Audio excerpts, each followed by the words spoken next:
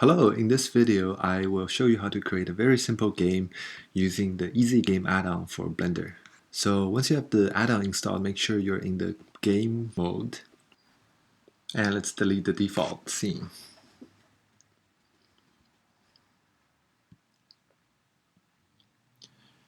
So let's start by creating a plane, and I'm going to scale the plane up a little. Okay. I'm going to have to switch to the GLSL viewport, and let's create a new material. Just create some UV layout, and let's load a color texture for our ground plane. And you can see it in the preview. Now let's load the normal texture, which will provide the bumpiness.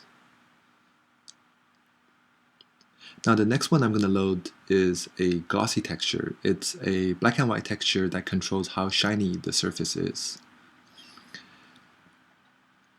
And finally, let's load in a reflection map so that the glossy part has something to reflect. So this is a fake sort of environment map. And that's it, our ground material is done.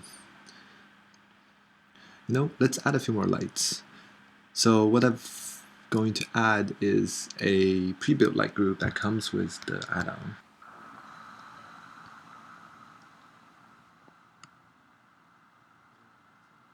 The next thing I'm going to do is I am going to adjust the ground texture so that the brick texture repeats. So to do that, I'm going to adjust the UV layout. And as you notice, as I do that, the glossy texture is also scaled, which I don't want. So I'm going to actually add a second UV map. The first one is going to be used for the bricks, and the second one is going to be used for the gloss map as well as any other light map you might have.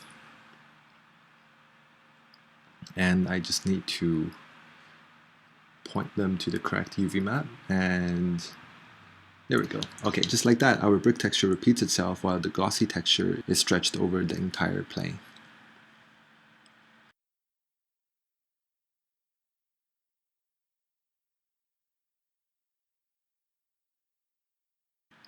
Let's add a camera assembly. I'm going to pick the orbit camera, just move it up a little, and go into the camera view. And we can see that it works perfectly in the game. Let's add another asset. And it's going to be this concrete divider. And let me just copy this a few times.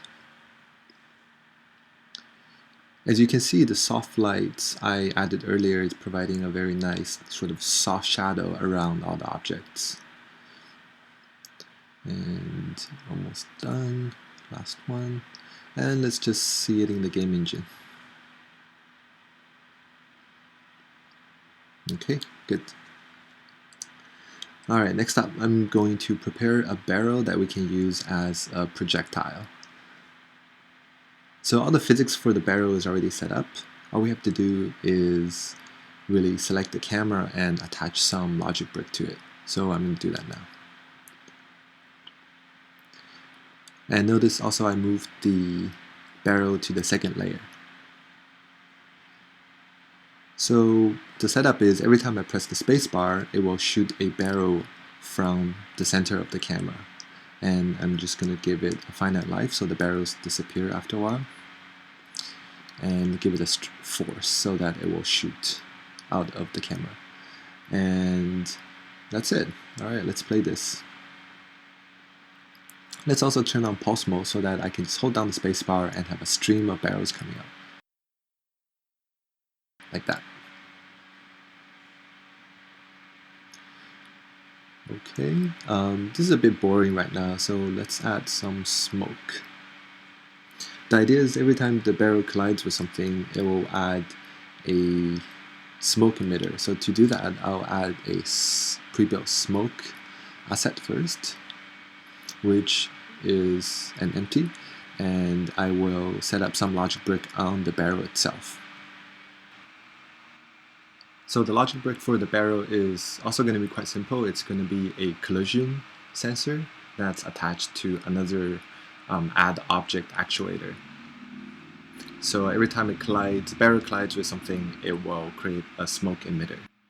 And by giving the particles a limited life, we can be sure that only a small puff of smoke is created.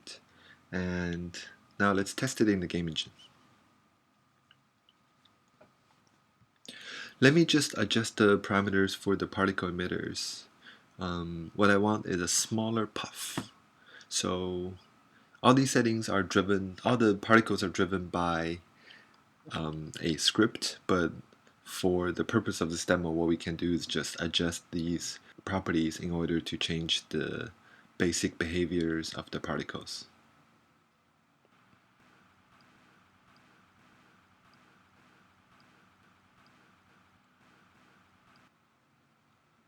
And let's test it again.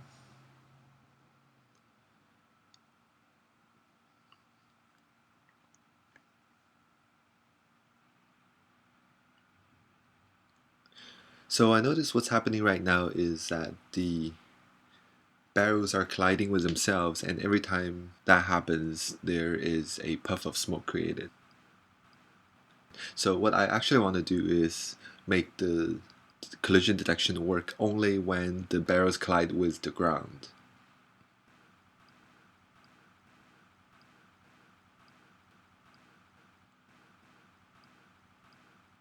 So to do that, I am going to add the property ground to the collision sensor for the barrel, and I'm going to add the property ground to the ground object so that it will only detect collision with a certain object.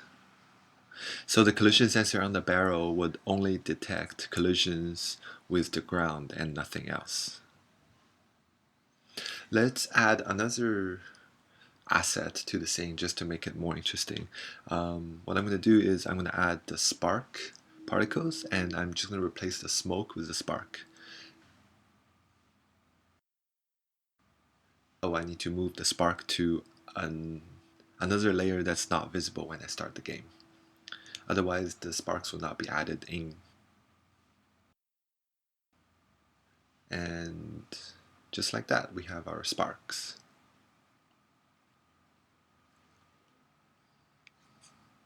And finally, to finish it off, let's add a post-processing 2D filter.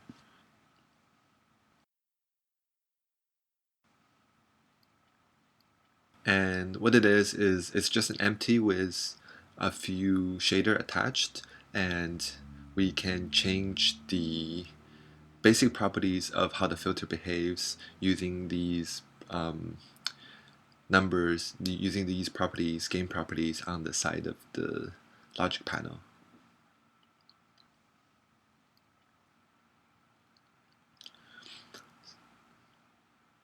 So as you can see, I'm just trying different gamma values, contrast, saturation. If we dial down the saturation to 0, it will be a black and white scene.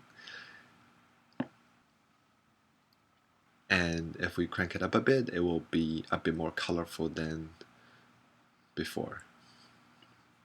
And as you'll also notice, right now it has all of the filters turned on by default. So you have the ambient occlusion, you have the depth of field, and you have a color post-processing. And if for any reason you don't want any of these effects, you can just uncheck this box and it will turn them off. Just play this again.